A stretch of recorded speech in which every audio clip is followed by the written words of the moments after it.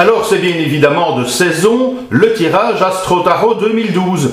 Cette petite vidéo pour t'ouvrir les horizons et aussi te mettre en garde sur une utilisation un petit peu trop légère de ce tirage. Décoder un tirage Astro Tarot, ça prend du temps. C'est un tirage bombe atomique quelque part, puisqu'il te propose d'effectuer ce qui est juste et bon pour l'année qui vient.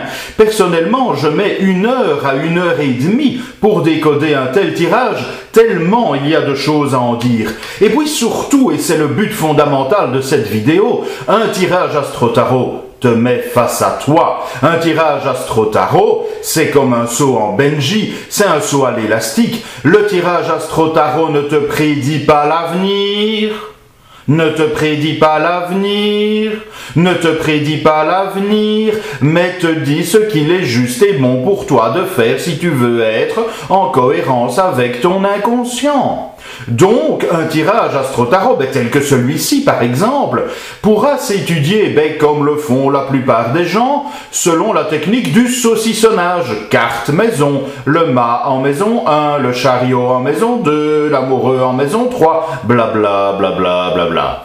Personnellement, je trouve que la technique du saucissonnage ne tire que 20% de l'essence d'un tirage Astro Tarot. Oui, 20% c'est déjà pas mal, tu me diras. Mais les 80 autres pourcents résident dans les champs de force, les regards, ce qui revient comme dans un tirage somme toute normal. Je te renvoie ici à ma méthode de décodage de tirage. Regardons ce tirage-ci. Dans ce tirage Astro Tarot, nous avons 3 fois l'énergie du mât, une énergie gigantesque de changement. La personne qui tire ce tirage se dit qu'il y a non seulement l'énergie du mât en maison 1, l'énergie du mât en maison 7, l'énergie du mât en maison 10, mais aussi ce que le mât regarde, ce vers quoi il se dirige, et ça c'est important. De même que le jeu des regards, l'étoile regarde la carte qui précède, le mât regarde la carte qui y a au-dessus de lui. Dans ce tirage-ci, la maison occupée par le battleur sera donc fondamentale, il s'agit de la maison 8. Et donc si on regarde l'ensemble de ce tirage en lien avec ce champ de force, on pourrait se dire que cette personne pourrait songer à changer de travail durant l'année 2013.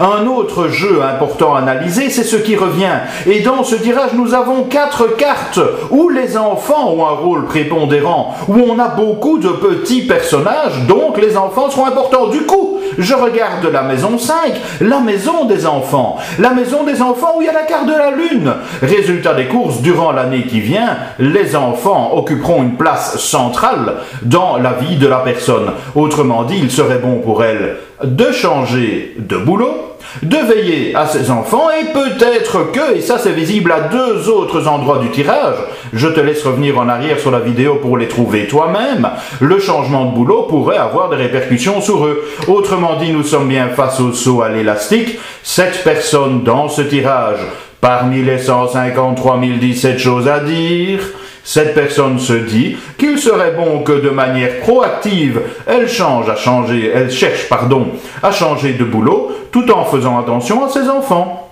Voilà qui est intéressant. Ben oui, de même cartes apparaissent plusieurs fois, évidemment, ça tombe sous le sens. Comment pourrait-il en être autrement? Enfin, réfléchis quelques secondes. Petit conseil, effectue ton tirage le 21/12, rien que parce que tu te mêleras à un égrégore positif de gens qui œuvrent pour le bien et non pas pour la destruction imbécile et crétine, au moins tu parviendras à mettre une énergie positive et tu n'iras pas t'enfouir sur ton bunker comme ces imbéciles illuminés. Blabla, blabla, blabla.